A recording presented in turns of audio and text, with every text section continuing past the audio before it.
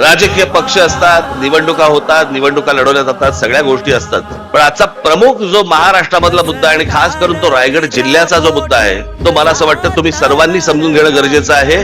पक्षाचा विचार न करता तर तो प्रदेश बर्बाद व्हायला वेळ लागत नाही. आणि आपल्याकडच्या राज्यकर्त्यांचं तुम्हाला आता सध्या माहितीच आहे.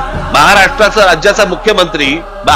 राज्याचा मुख्यमंत्री महाराष्ट्रात लहान मुलांना हिंदी कशी आणता येईल आणि शिकवता येईल याचा विचार करतोय. पण महाराष्ट्रामध्ये जे काम धंद्यासाठी येत आहेत त्यांना मराठी कशी येईल याचा विचार नाही मुख्यमंत्र्यांच्या मनात. महाराष्ट्रामधला मराठी माणूस, महाराष्ट्रामधला भूमिपुत्र याचा विचारच नाही. आणि याचं सगळ्यात मोठं विदारक जर स्वरूप कुठचं असेल, भीषण स्वरूप जर कुठचं असेल, तो रायगड जिल्हा आहे. आज या रायगड जिल्ह्यामधल्या अनेक शेतकऱ्यांच्या जमिनी चालल्या आहेत. कुठे चालल्या आहेत, काय चालल्या आहेत? जमिनीचे व्यवहार करणारे पण आपलेच, कुंपणच शेत खात आहे.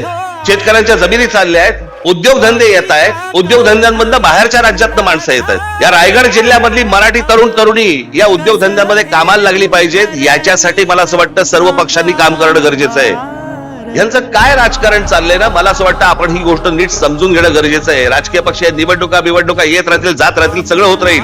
मी मागे माझ्या भाषणात म्हणालो होतो ना, एकदा तुमची भाषा संपली आणि तुमची एकदा जमीन गेली, जगाच्या पाठीवर तुम्हाला कसलंही स्थान नाही.